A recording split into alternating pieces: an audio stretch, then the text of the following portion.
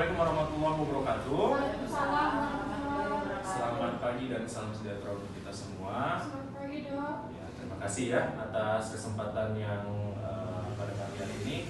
Saya senang sekali nih pada pagi hari ini bisa bertemu ibu-ibu semua untuk memberikan penyuluhan ya tentang pemeriksaan faktor risiko penyakit tidak menular ya. Nah, izinkan saya memperkenalkan diri. Saya adalah Dr. Denny Maisa Purba. Saya lahir di Tebing Tinggi tanggal 7 Juli 1993 di Tebing Tinggi ya. Kemudian saya tinggal saat ini di Perumahan Guru Dalam Blok B23 Pulau Kiri, dan saya adalah alumni Fakultas Kedokteran UISU tahun 2011.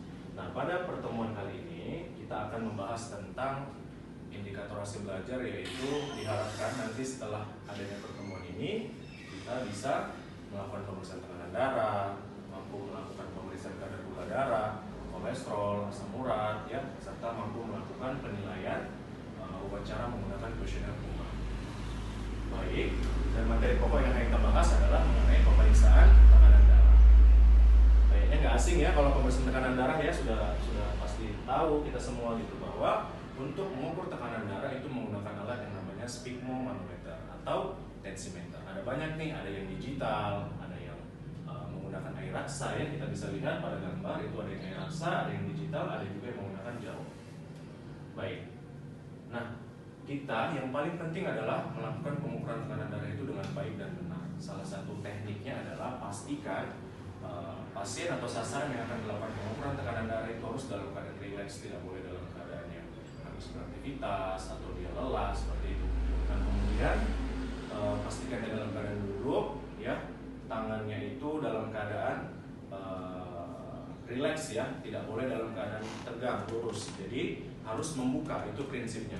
Setelah itu masukkan manset ya di atas lengan bagian atas. Kemudian kalau kita menggunakan tensi digital itu kita tekan tombol start. Nah, nanti di situ akan naik ya angka-angkanya gitu. Setelah itu dia akan turun sendiri. Baru nanti kita baca. Yang atas itu adalah seperti ini, contohnya 118 itu adalah tekanan darah sistolik, sementara yang di bawah ini adalah tekanan darah diastol.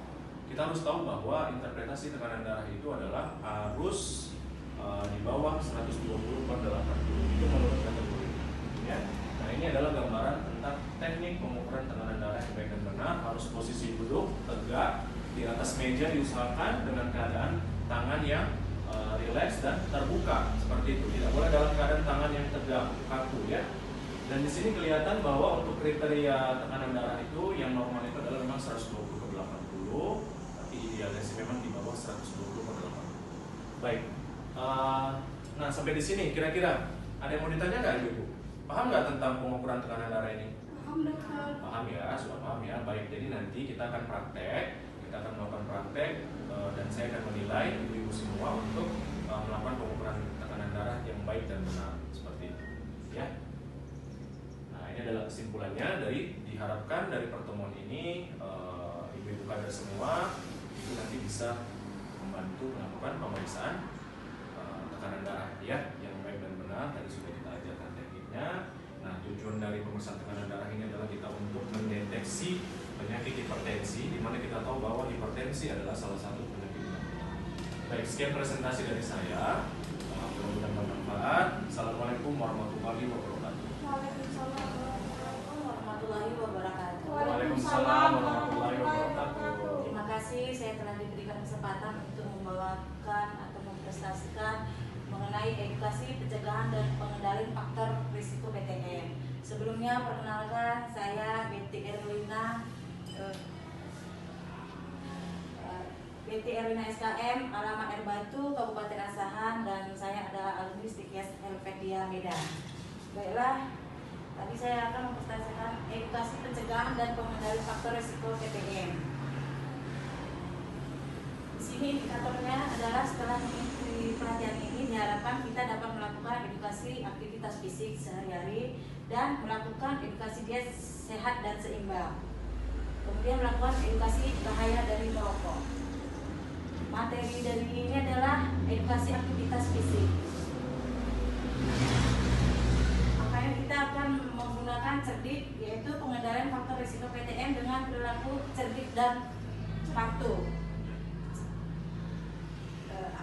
Yaitu contohnya rajinlah untuk beraktivitas fisik, bisa dari individu, keluarga, dan posyandu atau komunitas.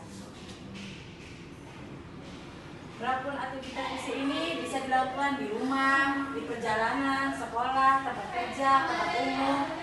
Yang contohnya seperti di slide ini kita bisa melihat kalau di rumah menyapu, di perjalanan kita bisa menggerakkan badan, bagaimana yang enaknya bagi kita. Kemudian di sekolah senam, terus tempat kerja jelas peregangan. Kemudian di tempat umum bisa jalan santai itu. Kalau di rumah aktivitas sehari-hari seperti mencuci. Baiklah, kita ambil kesimpulan dari presentasi yang di atas. Bagaimana ibu-ibu mengenai presentasi saya? Ada yang mau ditanyakan atau memang sudah kita lakukan sehari-hari? Iya, sudah kita laksanakan sehari-hari. Cuma ya harus rutin karena kita. Baiklah, kesimpulannya itu adalah edukasi aktivitas ini termasuk salah satu cara untuk pencegahan dan pengendalian faktor risiko penyakit tidak menular. Diharapkan setelah melakukan aktivitas tersebut, para kader dapat membantu petugas dalam mengedukasi aktivitas fisik ini kepada masyarakat dan individu serta keluarga kita masing-masing. Demikian presentasi yang saya bawakan. Lebih dan kurangnya saya mohon dimaafkan. Saya akhiri dengan Assalamualaikum warahmatullahi wabarakatuh. Waalaikumsalam warahmatullahi wabarakatuh. Waalaikumsalam warahmatullahi wabarakatuh. Selamat pagi Bapak Ibu yang saya hormati. Pagi Bu Meli. Di sini saya akan membahas presentasi saya dengan judul Faktor Risiko Penyakit Tidak Menular. Di sini ada biodata saya. Adapun di sini nama saya Meliwani Panjaitan, NIP saya 197805 02 2014 07 2001.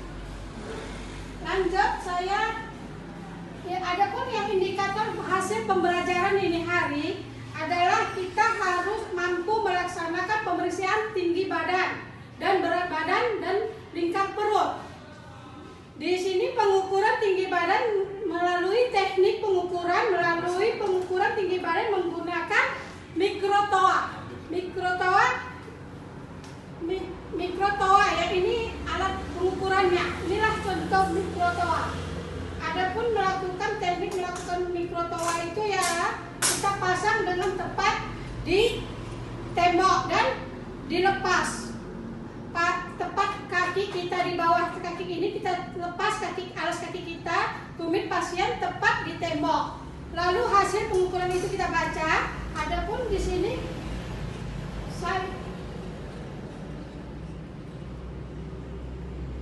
sini dengan melakukan pengukuran tinggi badannya menggunakan mikrotoa itu dipasang 2 meter ke dinding. Nah, dan di sini ada saya tanyakan kepada di sini kader dan Bapak Ibu ada yang untuk menanyakan. Berarti intinya memang harus di ini ya Bu, di tempat yang rata ya? Ya, harus dilengketkan di tembok. Menghadapnya harus sana atau di sini? Kita menghadap ke depan. Oke, baik. Jangan membelakangi meteran. Kita belakangi meteran bukan ke depan ya. Bukan ke depan meteran. Jangan salah Ibu kader. Makanya kita selanjutnya nanti kita akan mempelajari di hari kemudian. Ya, di sini pun ada kesimpulan saya adalah mengukur tinggi badan. Salah satunya melalui faktor risiko PTM, penyakit tidak menular. Diharapkan dapat kita lakukan dengan baik dan benar. Sudah paham Ibu, Bapak? Paham Bu, makasih Bu. Wabillahi taufiq wal hidayah. Wassalamualaikum warahmatullahi wabarakatuh.